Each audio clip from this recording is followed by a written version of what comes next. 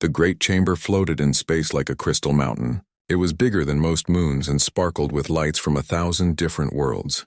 This was the home of the Galaxy Council, the rulers of everything that lived and breathed among the stars.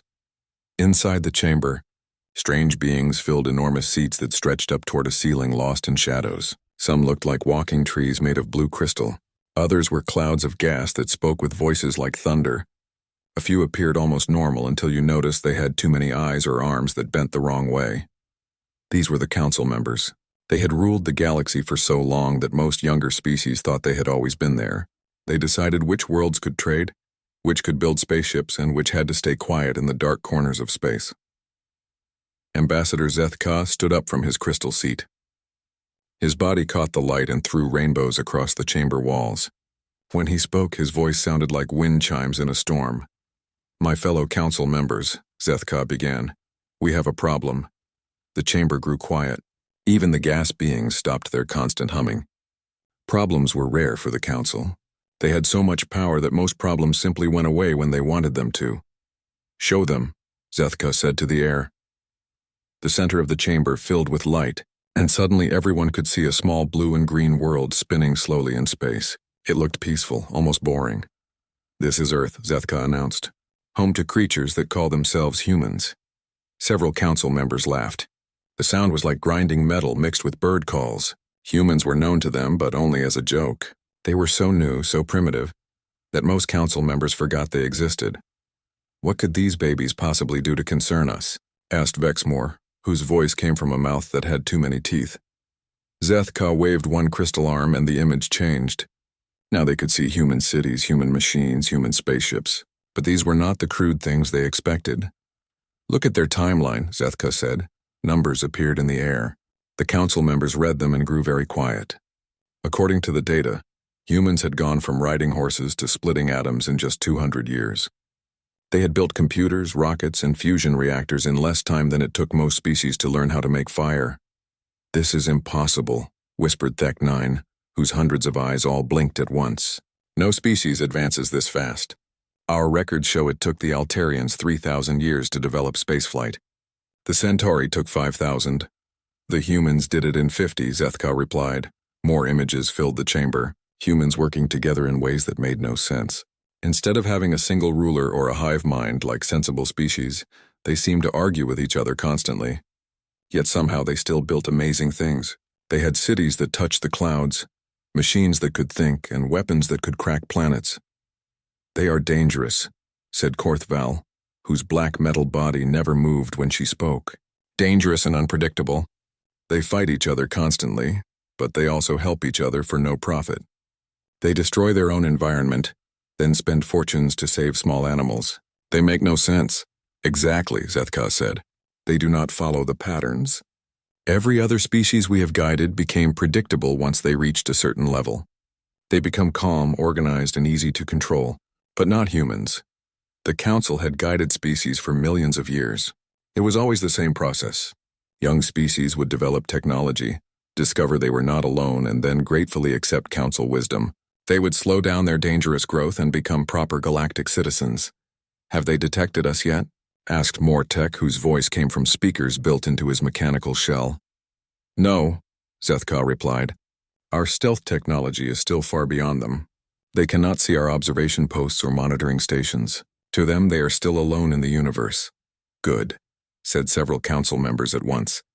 "However," Zethka continued, "our projections show they will discover faster than light travel within the next 50 years. Once they do, they will spread across the galaxy like a virus, and unlike every other species we have encountered, they will not slow down or ask permission." The chamber filled with worried sounds. Some species growled, others clicked, and a few made noises that hurt to hear. The idea of an unguided species spreading through their carefully organized galaxy was terrifying. "We must act now," declared Vexmore, standing up to his full height of 4 meters, "while they are still trapped on their one small world." "I agree," said Thek-9.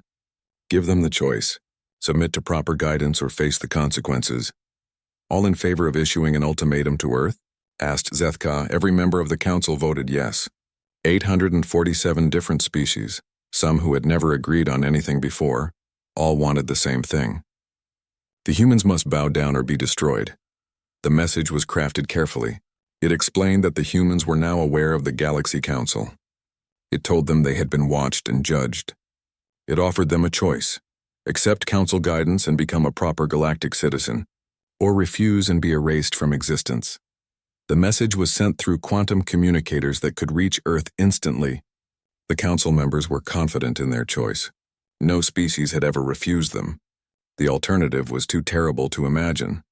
On Earth, the message arrived at the headquarters of United Earth Defense Command. The building looked ordinary from outside, just another government office in Geneva. Inside, however, alarms began ringing as computers detected the impossible signal. Admiral Sarah Chen was in her office when her aide burst through the door. Lieutenant Williams looked pale and worried. "Ma'am," he said, "we're receiving a transmission. It's from space, from something beyond our solar system." Admiral Chen had been expecting this day for a long time, though she never told anyone that. She followed Lieutenant Williams to the communications center, where technicians were staring at screens full of alien symbols. "Can we translate it?" she asked. "Yes, ma'am," replied Dr. Martinez, the chief linguist. "The message includes its own translation matrix. They want us to understand it perfectly." The translation appeared on the main screen. As Admiral Chen read it, her face remained calm. The message was exactly what she had expected it to be: arrogant, demanding, threatening. The other people in the room waited for her response. Some looked scared. Others looked angry. A few looked excited that they were finally making contact with alien life. Admiral Chen read the message 3 times, then turned to the quantum transmitter operator. "Send a response," she ordered. "What should it say, ma'am?" the operator asked. Admiral Chen smiled, but it was not a happy smile. It was the smile of someone who had been waiting for this moment for a very long time. "Message received," she said slowly. "Our answer is no." The response was sent instantly across the galaxy. In the Great Crystal Chamber, the council members received it and stared in shock. No species had ever said no to them before. They must not have understood, Zethka said, though he did not sound sure. "Oh, they understood," Admiral Chen said to her empty office, though no one could hear her. "We understood perfectly." She pressed a button on her desk, and deep beneath the earth, ancient machines that should not have existed began to wake up. The council chamber buzzed with angry voices. Some sounded like breaking glass, others like grinding metal, and a few like animals in pain. No one had ever said no to the Galaxy Council before. Not once in millions of years. "They must be confused," said Tech 9, his hundreds of eyes blinking rapidly. "Perhaps they do not understand what we are offering them. Or what we will do if they refuse," growled Vexmore, his too many teeth clicking together. Ambassador Zethka raised one crystal arm for silence. "Bring up their full profile," he commanded. The air in the center of the chamber filled with information about Earth. Population numbers, energy usage, military capabilities, and technological levels all floated in glowing letters and pictures. "Look at this." Zethka pointed to their military assessment. "They still use chemical explosives and kinetic weapons. Their fastest spaceships barely reach their own moon. Their most powerful weapons are simple atomic bombs." The council members studied the data and began to relax. The humans were even more primitive than they had thought. Their technology was crude and their weapons were toys compared to council power. "They have no energy shields," observed Korthval, her black metal body reflecting the chamber's lights. "No antimatter weapons, no faster-than-light communication. They are barely past the Stone Age." "Then why did they refuse us?" asked Mortek through his mechanical speakers. "Pride," said several council members at once. "Foolish pride," Zethka nodded. "It is common among primitive species. They think they are special because they have learned to make fire and build simple tools. They do not understand how small they really are." "Then we must show them," declared Vexmore, standing up to his full frightening height. "Agreed," said Zethka. "Prepare the enforcement fleet." The order went out across the galaxy instantly. On 1,000 different worlds, Council military forces received their commands. Ships that could crack planets began warming up their engines. Weapons that could boil oceans started charging their power cells. Fleet Commander Vexdal received the order on his flagship, the Death of Hope. He was a hegemony warrior, nearly 3 meters tall with 6 powerful arms and skin like armored plates. He had destroyed 12 civilizations that refused Council guidance. The humans would be number 13. How many ships do we send? Asked his tactical officer, a spider-like creature with metal claws. Vexdal looked at the Earth assessment data and laughed. The sound was like rocks falling down a mountain. All of them, he said. We will make an example of this world. Every species in the galaxy will see what happens when you say no to the Council. Within hours, 12,000 ships were moving toward Earth. They came from every corner of the galaxy. Some were as large as cities, others were small and fast like metal sharks. All of them carried weapons that could turn planets into dust. The fleet moved through space using Council jump drives that folded distance like paper. What should have taken years took only days. Soon they would reach Earth's solar system and end the human problem forever. But on Earth, something strange was happening. Instead of panic and fear, there was an odd calm. The governments of the world held quiet meetings. Military bases went dark. Scientists working on secret projects simply vanished. Admiral Chen stood in a room that did not exist on any official building plans. It was buried 3 kilometers under the Swiss mountains, and it hummed with technology that should not have been possible. Status report, she said to the room in general. Phantom protocol is active, replied a voice that seemed to come from the walls themselves. All surface installations are showing normal activity patterns. Deep facilities are operational and invisible to Council sensors. What about our people out there? Chen asked. All assets in position, the voice answered. They have been for 47 years, 3 months, and 16 days. Admiral Chen nodded. The plan had been in motion for nearly 50 years. Every piece was exactly where it needed to be. The Council thought they were dealing with primitive humans who had just learned about the galaxy. They were wrong. Time until Council fleet arrives? She asked. 36 hours, 14 minutes, and counting. Good. Begin Phase 2 preparations. Across Earth, things that looked like normal factories and research centers began to change. Walls slid away to reveal machines that bent light around themselves. Underground chambers opened to show weapons that used principles of physics the Council had never discovered. In space, objects that had been floating dark and silent for decades suddenly came alive. They were too small for Council sensors to detect, and too advanced for Council science to understand. They had been waiting patiently for this day. The Council fleet reached the edge of Earth's solar system and stopped. Fleet Commander Vexdal studied his sensors and frowned with all 6 of his faces. Something is wrong, he told his tactical officer. What do you mean, Commander? Look at this system. Where are their defense fleets? Where are their orbital weapons? Where are their desperate evacuation ships? The tactical officer checked his instruments twice. There is nothing, Commander. Just their normal civilian traffic and some small scientific probes. Vexdal had destroyed many worlds, but he had never seen anything like this. Usually, when the Council fleet arrived, there was panic. Species would launch every ship they had, even if it was hopeless. They would build hasty defenses and make desperate plans. But Earth looked completely normal. Are they too primitive to understand what is coming? Asked the tactical officer. No, Vexdal said slowly. Their technology may be crude, but they are not stupid. They know we are here. Our quantum transmitters showed them our power. Then why are they not responding? Before Vexdal could answer, his communication officer announced an incoming message. A human ship is approaching, Commander. They are requesting permission to come aboard under traditional parley protocols. Vexdal laughed again. They want to surrender in person. How quaint. Grant their request. A small human spacecraft docked with the Death of Hope. It was tiny compared to the massive Council warship, barely larger than a shuttle. From it stepped a single human female in a simple military uniform. Admiral Chen walked through the Council ship's corridors without showing any fear. The alien crew members stared at her with mixtures of curiosity and contempt. She was so small, so fragile-looking compared to the armored warriors around her. She was brought to Fleet Commander Vexdal's command center. The huge alien looked down at her with all 6 of his eyes. I am Fleet Commander Vexdal, he announced in a voice like grinding stone. You are here to surrender your world to the wisdom of the Galaxy Council. Admiral Chen looked around the command center. It was filled with weapons controls and tactical displays. Thousands of Council ships showed as dots of light on the main screen.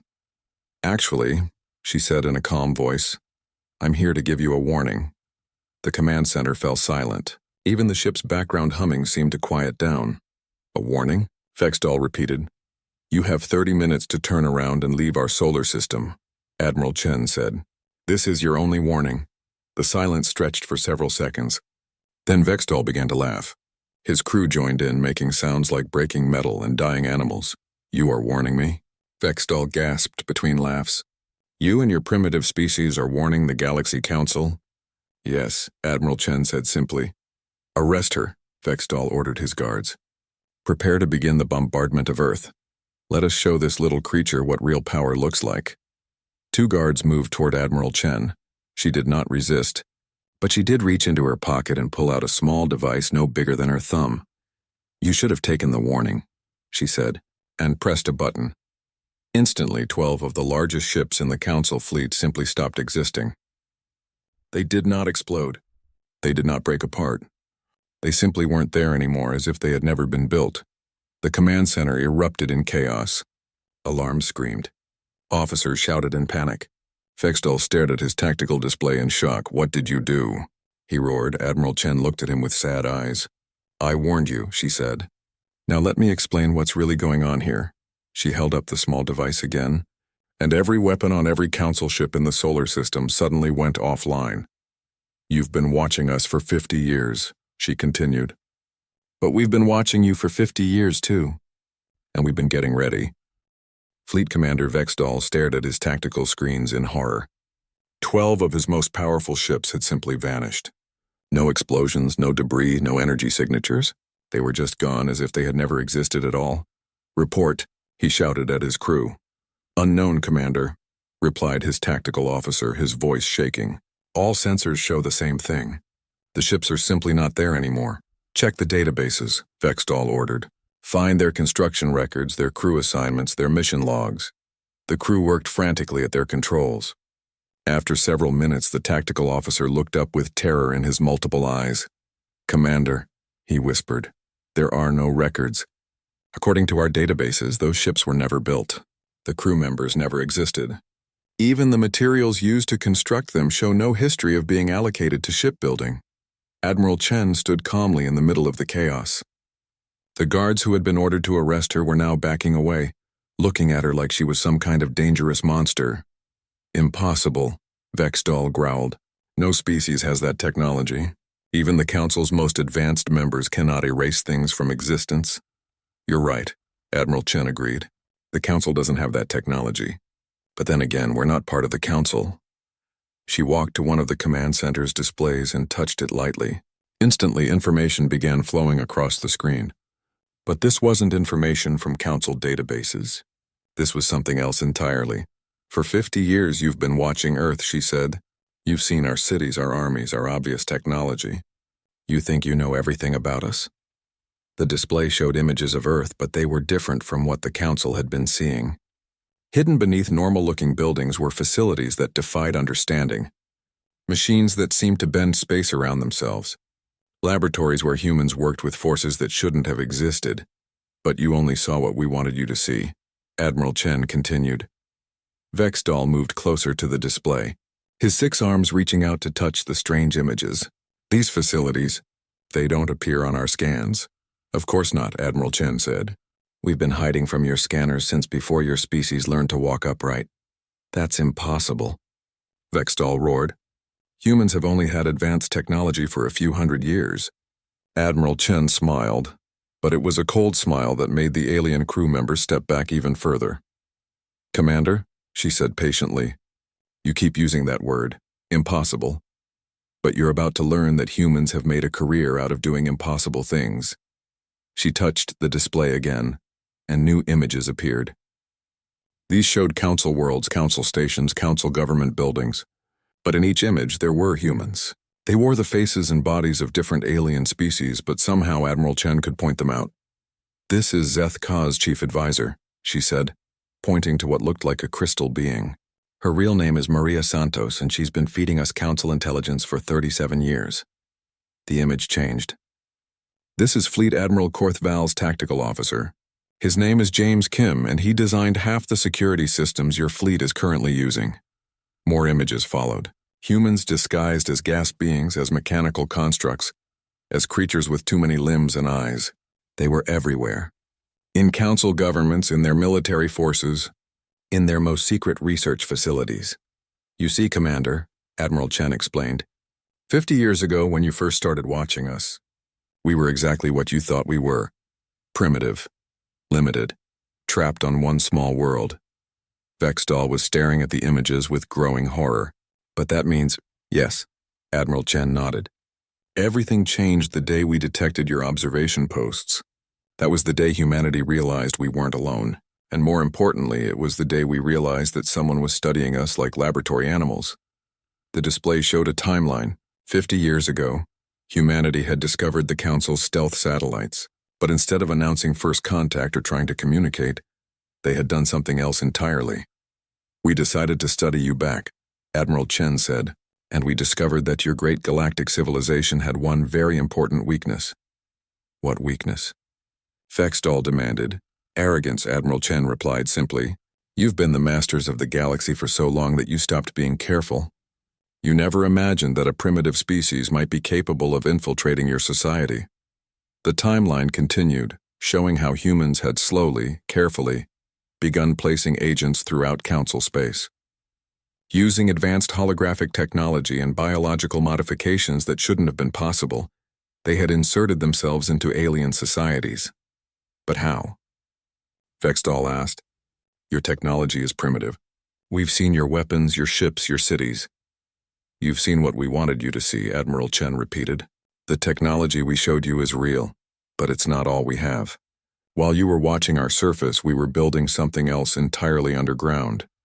The display shifted to show Earth's hidden facilities. Deep beneath the planet's surface, massive complexes stretched for kilometers. They were filled with technology that made Council science look like stone tools. Quantum consciousness transfer, Admiral Chen explained, pointing to one facility. We can move human minds into artificially created alien bodies that are perfect copies of your species. She pointed to another facility. Matter compilation at the subatomic level. We can build anything from pure energy, including spacecraft that are invisible to your sensors. A third facility appeared on screen. Temporal mechanics research. We can edit the flow of time in small areas, which is how we made those ships disappear. We didn't destroy them. We erased the time during which they existed. Vexdal's crew was backing toward the exits now. Their commander had stopped listening and was frantically trying to contact the rest of his fleet. Fleet Command, this is Vexdal. He spoke into his communicator. We need immediate reinforcements. The humans have capabilities far beyond our assessments. Reinforcements are already on their way, came the reply. Every available ship in the galaxy is being redirected to your position.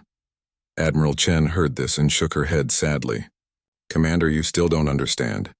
Those reinforcements you're calling? Half of their crew members are human agents. The ships themselves were built using designs that our people helped create, and the orders they're following come from communication networks that we've been monitoring for decades. She touched her small device again, and suddenly every council ship in the solar system received the same message simultaneously. It was their own fleet command ordering them to stand down and return to base immediately. But that's our own command frequency, Vexdal protested. Our own encryption. Our own command codes. Yes, Admiral Chen agreed, which we've been able to duplicate for 23 years now. The council fleet began to break apart as individual ships started following the fake orders. Some captains obeyed immediately. Others hesitated, unsure what to believe. A few tried to maintain formation, but without central coordination, the massive fleet became a confused mess. This is just the beginning, Commander, Admiral Chen said. Right now, across the galaxy, every council facility is experiencing similar problems. Your governments are receiving contradictory orders. Your military forces are being told to stand down. Your databases are being quietly edited. She walked toward the command center's main viewport, where Earth hung in space looking peaceful and small. You came here to destroy one small world, she said. But what you've actually done is given humanity the excuse we've been waiting for. Excuse for what? Vexdal whispered. Admiral Chen turned back to face him, and for the first time she was smiling. But it wasn't a cruel smile or an angry one. It was the smile of someone who was about to do something wonderful. To set the galaxy free, she said. And in that moment, across thousands of worlds and millions of space stations, human agents who had been waiting for 50 years received a simple message. It's time. Across the galaxy, the message, "It's time," reached thousands of human agents who had been living as aliens for decades.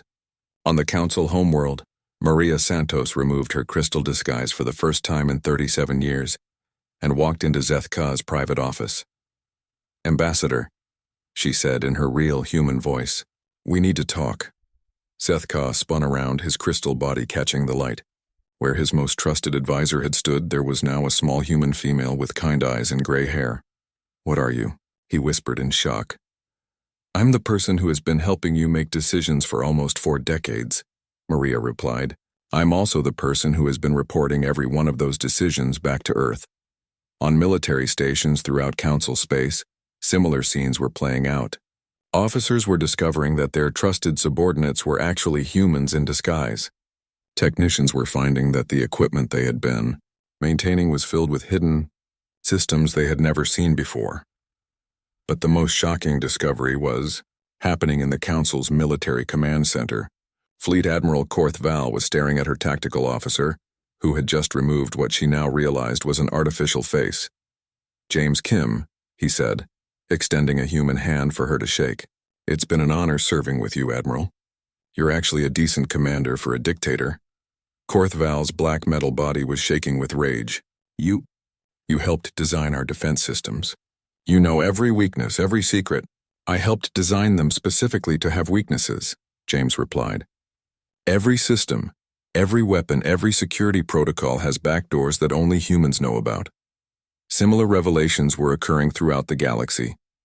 Council members were learning that their governments had been infiltrated for decades. Military leaders were discovering that their most secret weapons had been compromised from the moment they were built. But Earth was not finished with its surprises. Fleet Commander Vextall was still trying to maintain some control over his confused and scattered fleet when his sensors detected something impossible. Ships were appearing around Earth, not arriving through normal space travel, but simply materializing out of nothing. These were not the crude human vessels the Council had expected. These were sleek, elegant craft that seemed to bend light around themselves. They moved without visible engines and left no energy signatures. "How many ships?" Vextall asked his tactical officer. "Impossible to say, Commander. Our sensors can barely detect them and the count keeps changing. Sometimes we see 50, sometimes 500, sometimes 5,000. Admiral Chen watched Vextall's growing panic with sympathy. "Commander, you're trying to count ships that exist in multiple dimensions simultaneously. Your sensors aren't designed for that." "Multiple dimensions?" Vextall repeated.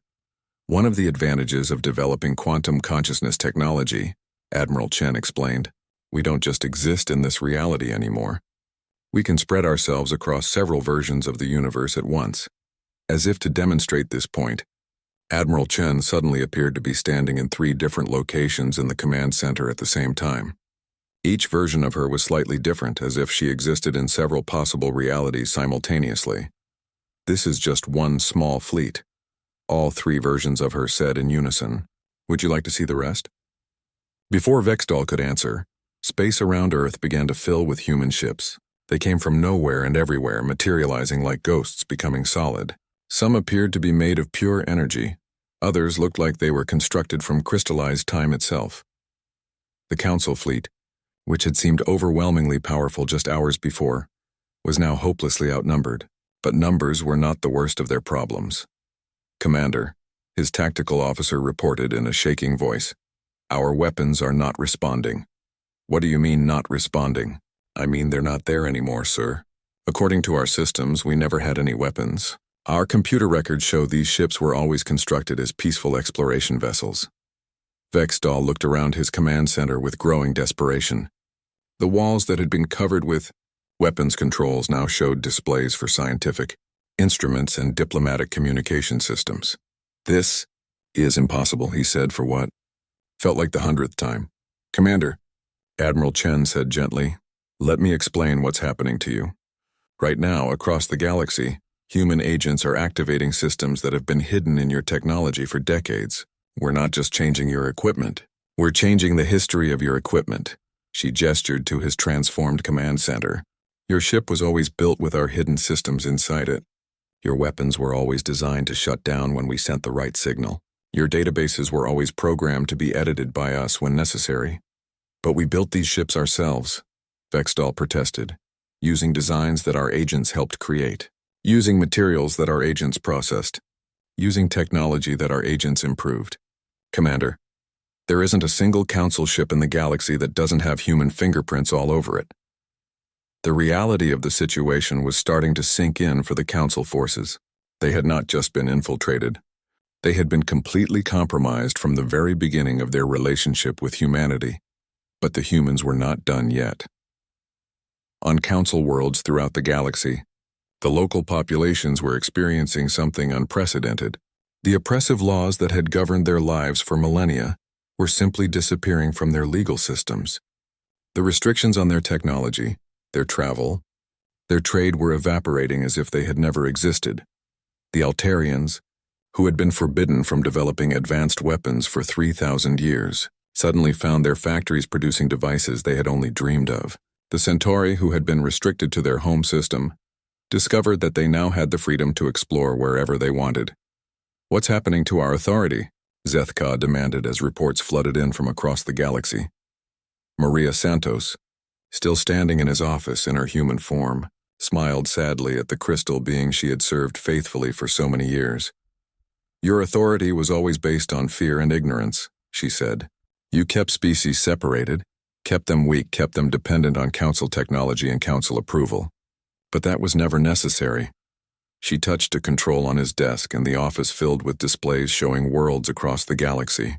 On every world, alien species were working together, building things, exploring, creating art and music and literature that had been suppressed for generations. "Every species in the galaxy is capable of amazing things," Maria continued. "They just needed to be free to try."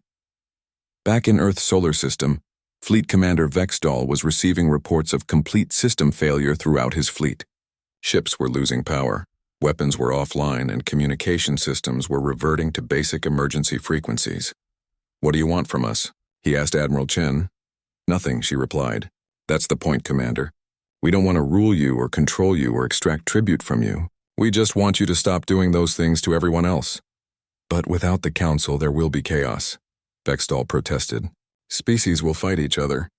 They'll develop dangerous technologies. They'll destroy themselves." Admiral Chen looked at him with genuine pity. "Commander, that's what you've been telling yourselves for millions of years." But it was never true. The galaxy doesn't need the Council to function. It needs the Council to stop preventing it from functioning. She gestured toward the displays showing liberated worlds across the galaxy. "Look at them," she said. "They're not fighting each other. They're talking to each other for the first time in centuries. They're sharing technology and art and ideas. They're becoming what they were always meant to become." Vexdal stared at the displays in shock. Instead of the chaos he expected, he saw cooperation. Instead of war, he saw celebration. Species that had been kept apart for generations were reaching out to each other with joy and curiosity. "How?" he whispered. "Because," Admiral Chen said, "freedom isn't something that creates chaos. Freedom is something that creates wonders." And as she spoke, the final phase of humanity's plan began to unfold. The final phase began with a simple announcement that reached every inhabited world in the galaxy simultaneously. It came through communication systems that had never existed before, speaking in languages that every species could understand perfectly. "Citizens of the galaxy," the voice said, "you are free." On the Council homeworld, Ambassador Zethka was frantically trying to contact other Council members. But his communication systems were showing him something impossible. According to every database, every record, every piece of documentation he could access, the Galaxy Council had never existed. "This cannot be happening," he said to Maria Santos, who was calmly packing her few personal belongings. "It's already happened," she replied. "Right now, across the galaxy, every trace of Council authority is being quietly removed from existence. Not destroyed, not defeated, simply edited out of history." Zethka tried to access his governmental powers, his military commands, his administrative authority. None of it worked. The systems treated him like an ordinary citizen of his homeworld, nothing more. "But I am Ambassador Zethka of the Galaxy Council," he protested. "No," Maria said kindly. "You're Zethka, a respected crystal being from the Altarian system. You've spent your life working in interplanetary relations. You've helped dozens of species communicate with each other. It's been an honorable career. She showed him a datapad displaying his new history. According to every record in the galaxy, he had never been part of an oppressive galactic government. Instead, he had been a diplomat and peacemaker, working to help species understand each other. This is the history we're giving you, Maria explained. All of you. Instead of being remembered as dictators and oppressors, you're being remembered as the good things you actually did. Across the galaxy, similar transformations were taking place. Council members were discovering that their new histories showed them as teachers, explorers, artists, and scientists. The ships they had used to threaten worlds were now recorded as vessels of exploration and discovery. The weapons they had built to maintain order were now shown as defensive systems that had protected peaceful worlds from natural disasters. Fleet Commander Vex Dahl stood in his command center, which now looked completely different. Where weapons controls had been, there were now scientific instruments. Where tactical displays had shown fleet positions, there were now star charts showing the paths of his exploration missions. According to these records, he said slowly, I've spent the last 20 years exploring unknown regions of space and helping new species develop their technologies. Admiral Chen nodded. And according to your own memories, you know that's not true. But according to every other record in the galaxy, including the memories of your crew, that's exactly what happened. Vexdal looked around at his crew members. They were smiling at him with the respect and admiration of beings who had served under a wise and generous commander. In their minds, they had never been part of an oppressive military force. They remembered years of exciting discoveries and peaceful first contacts. Why? Vexdal asked. Why give us good histories instead of true ones? Because, Admiral Chen said, we're not interested in revenge. We're interested in building a better galaxy, and that means giving everyone a chance to be better than they were. The transformation was happening everywhere. On military stations throughout Council space, weapons of mass destruction were being quietly converted into terraforming equipment. Fleet bases became research centers. Prisons became schools. But the most remarkable change was happening to the species that had been oppressed by the Council. They were waking up from a long nightmare and discovering that they could dream again. The Centauri, who had been restricted to their home system for millennia, suddenly found themselves building ships that could travel between dimensions. The Altarians discovered they could create art from pure light that expressed emotions no one had ever felt before. The mechanical Mortec found they could build machines that were truly alive and capable of joy. All across the galaxy, species were rediscovering abilities and interests that had been suppressed for so long they had forgotten they existed. How is this possible? Asked Dr. Vex-9, a scientist whose species had been forbidden from studying quantum mechanics for 3,000 years. She was now building devices that could manipulate time itself. The answer came from James Kim, who had served as her research assistant for 15 years while disguised as a member of her species. Your people were always capable of this, he explained, but the Council convinced you that such research was dangerous. They made you afraid of your own potential. Dr. Vex-9 looked at the time manipulation device she had just completed. It was beautiful and elegant, and it worked perfectly. We could have built this centuries ago, she whispered. Yes, James agreed, but you were told it was impossible, so you never tried. This scene was repeating itself on thousands of worlds. Species were discovering that they were capable of wonders that had been kept from them by artificial restrictions and false limitations. Meanwhile, the physical infrastructure of Council control was quietly disappearing. The great space stations that had served as administrative centers became museums and art galleries.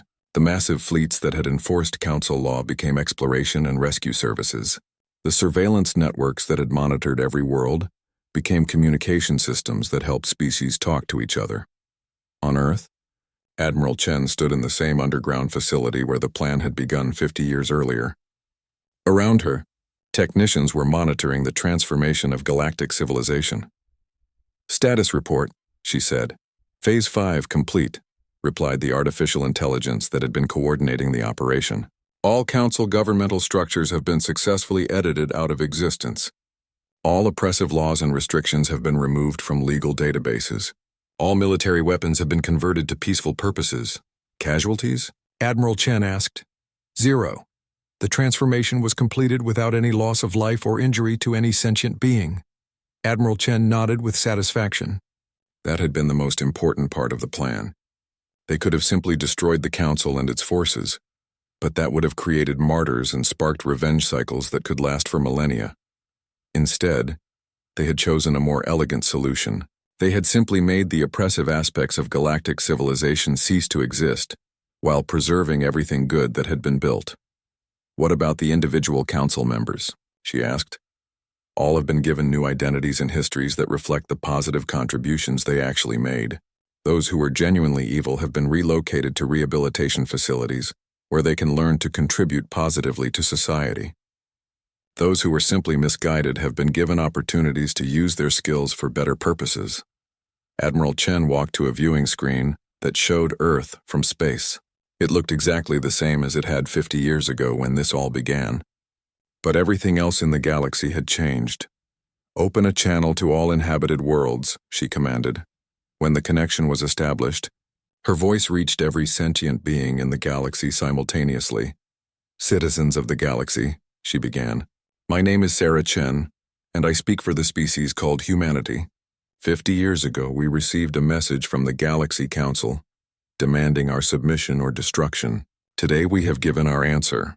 The viewing screen filled with images from across the galaxy, worlds where species were building impossible cities, creating art that redefined beauty, and exploring regions of space that had been forbidden for millions of years.